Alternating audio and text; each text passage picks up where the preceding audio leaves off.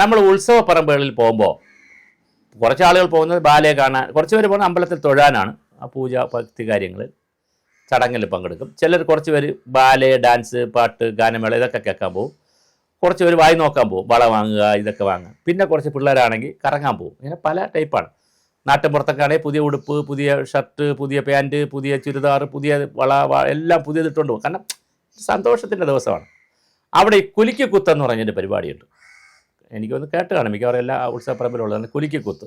അത് മെയിൻ സ്ട്രീമിൽ ഇല്ലെന്നല്ല ചെയ്യുന്നത്, കുറച്ച് ദൂരോട്ട് പോകും. കാരണം തല്ല് നടക്കും, എങ്ങനെയായാലും ചിലർ തല്ലുണ്ടായിരിക്കും അതിനകത്ത്. ഈ കുലിക്ക് കുത്ത് നടത്തുന്നിടത്തൊരു പ്രത്യേകതയുണ്ട്. എങ്ങനെ കുലിക്ക് കുത്തിയാലും അതിൻ്റെ മോലാളിക്കാണ് പൈസ കിട്ടുന്നത്. പാവപ്പെട്ടവൻ കൊണ്ടുവന്ന് ആര് കൊണ്ടുവന്നാലും പൈസ പോകുന്നില്ലാതെ അവർ 5 പേർക്ക് പോകുമ്പോൾ ഒരാളിനെ ചിലപ്പോൾ 1 രൂപ കിട്ടുമായിരിക്കും. മഹാഭൂരിപക്ഷം പൈസയും ഈ ഇടപ്പയടിച്ച് കുലിക്ക് കുത്തുമ്പം കമ്പനിക്കാണ് കിട്ടുന്നത്. അതുപോലെ ഒരു പ്രോഗ്രാമുമായിട്ട് നമ്മളെ പിണറായി വിജയൻ ചേട്ടൻ ഇറങ്ങിയിട്ടുണ്ട്. പ്രോഗ്രാമിൻ്റെ പേര് ചീഫ് മിനിസ്റ്റേഴ്സ് ക്വിസ്. ക്വിസല്ല, ക്വിസ് ആണ്. ചീഫ് മിനിസ്റ്ററെ ക്വിസ് ചെയ്യുക. വിഷയം വളരെ സിമ്പിളാണ്. ഏത് ചോദ്യം ചോദിച്ചാലും ഉത്തരം പിണറായി വിജയനാണ്. എന്തൊരു മനോഹരമായ ചോദ്യമാണ്. വിഴിഞ്ഞം പദ്ധതി ഇവിടെ വന്നപ്പോൾ അതിൻ്റെ ആ സമയത്ത് ഇത് ലോഞ്ച് ചെയ്തപ്പോഴുള്ള മുഖ്യമന്ത്രി ആരാണ്? പിണറായി വിജയൻ. എല്ലാവരുടെയും ദാരിദ്ര്യം മാറ്റിയ പദ്ധതിയാണ് അതിദാരിദ്ര്യ വിമുക്ത പദ്ധതി. അപ്പോൾ മുഖ്യമന്ത്രി ആരാണ്? പിണറായി വിജയൻ.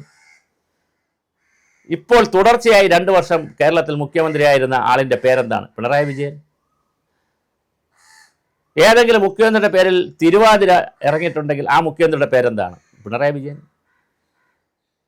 ആരോഗ്യമന്ത്രി ഒരു മുഖ്യമന്ത്രിയെ ക്യാപ്റ്റൻ എന്നും കപ്പിത്താനെന്ന് വിളിച്ചു. ആ മുഖ്യമന്ത്രി ആരാണ്? പിണറായി വിജയൻ. കാരണഭൂതൻ എന്നറിയപ്പെടുന്ന മുഖ്യമന്ത്രി ആരാണ്? പിണറായി വിജയൻ. സാധാരണ ആളുകൾക്ക് ഒരു ചങ്കാണ്, ഇരട്ട ചങ്കുള്ള മുഖ്യമന്ത്രി ആരാണ്? പിണറായി വിജയൻ. എന്തൊരു രസമാണ് ക്വസ്റ്റ്യൻ. ഈ PRDയിലേക്ക് കുറെ ഓച്ചാന്തുരുത്തന്മാരാണോ ഇരിക്കുന്നത്? ആ വാക്കാണ് ഉപയോഗിക്കേണ്ടത്, ഓച്ചാന്തുരുത്തന്മാർ. നല്ല വാക്കാണ്, അത് മോശപ്പെട്ട വാക്ക് വേറെയുണ്ട്, അത് ഉപയോഗിക്കുന്നില്ല. തലകുണിഞ്ഞ് നിൽക്കുകയാണ് IASകാർ. നിങ്ങൾക്കൊക്കെ വേറെ പണിയില്ലേ?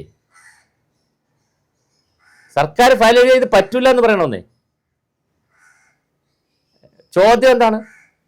എങ്ങനെ കറങ്ങിയാലും മുഖ്യമന്ത്രിയിലെത്തും, എങ്ങനെ കറങ്ങിയാലും ഇടതുപക്ഷ ജനാധിപത്യ മുന്നണി ചെയ്ത കാര്യങ്ങളിലെത്തും. ഒരു തമാശയ്ക്ക് ഉണ്ടെങ്കിലും ഒരു ചോദ്യം ചോദിച്ചാൽ, നിങ്ങൾ ഒരു പ്രതിഷേധ ചോദ്യമായിട്ട് ചോദിച്ചാൽ, കരിങ്കാലി എന്ന അവരെ നാമത്തിൽ അറിയപ്പെടുന്ന മുഖ്യമന്ത്രി ആര്? മുൻ മുഖ്യമന്ത്രി. കാരണം ആരുടെ നിങ്ങൾ പിള്ളേർ, അല്ലെങ്കിൽ ലീഡർ എന്നറിയപ്പെടുന്ന മുഖ്യമന്ത്രി ആര്?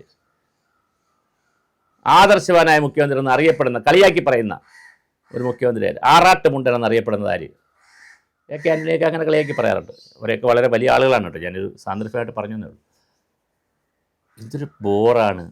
ബോറായിരിക്കുന്നു മുഖ്യമന്ത്രി. മന്ത്രിസഭയിൽ ആളുകളോടും പറയാനുള്ളത്, നിങ്ങൾ ബോറാണ്, ബോറാണ്. ചീഫ് മിനിസ്റ്ററുടെ പേര് ഇങ്ങനെയാണോ പിള്ളേരുടെ ഇടയിലൊക്കെ കൊടുക്കുന്നത്? അവർ കുറച്ച് സമ്മാനമൊക്കെ കൊടുക്കുന്നു.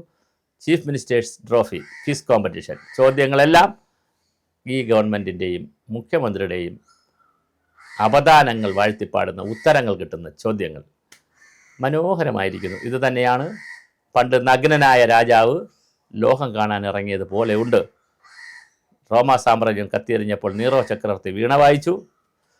വേറെ സ്റ്റാലിൻ ആളുകളെയൊക്കെ വിളിച്ചിരുത്തി, അത് കമ്മ്യൂണിസ്റ്റുകാരനാണ്, ആളുകളെയൊക്കെ വിളിച്ചിരുത്തി 30 പക്ഷികളെ വെടിവെച്ച കഥ പറഞ്ഞു. അദ്ദേഹം 30 പക്ഷികളുണ്ടായിരുന്നു. ആദ്യം 15 പക്ഷികളെ വെടിവെച്ചപ്പോൾ അദ്ദേഹത്തിൻ്റെ തോക്കിൽ ഉണ്ട തീർന്നുപോയി. പിന്നെ വീട്ടിൽ കൊട്ടാരത്തിൽ പോയി വീണ്ടും തോക്കെടുത്തുകൊണ്ട് വന്ന് ഉണ്ട നിറച്ചുകൊണ്ട് വന്ന് അടുത്ത 15 പക്ഷികളെ വെടിവെച്ചപ്പോൾ ഒരുത്തനും ചോദിക്കാനില്ലായിരുന്നു അവിടെ. എന്ന് സഹാബെ, ആദ്യത്തെ വെടിയേറ്റപ്പോൾ തന്നെ ഒരു പക്ഷി മരിച്ചപ്പോൾ തന്നെ ശബ്ദം കേട്ട് ബാക്കി 29 പക്ഷികളും പറന്നു പോയില്ലേ? ഒന്നുമില്ലെങ്കിലും നിങ്ങൾ വീട്ടിൽ പോയ സമയത്തെങ്കിലും 15 എണ്ണം പറന്നു പോയില്ലേ എന്ന് ആരും ചോദിച്ചില്ല. ചോദിച്ചാൽ പിന്നെ തീർന്നില്ലേ? ഇതൊരു കഷ്ടമാണെന്നറിയാമോ? സങ്കടമുണ്ട്, പ്രയാസമുണ്ട്, ഒന്നും പറയാൻ പറ്റില്ല. സഹിക്കുക.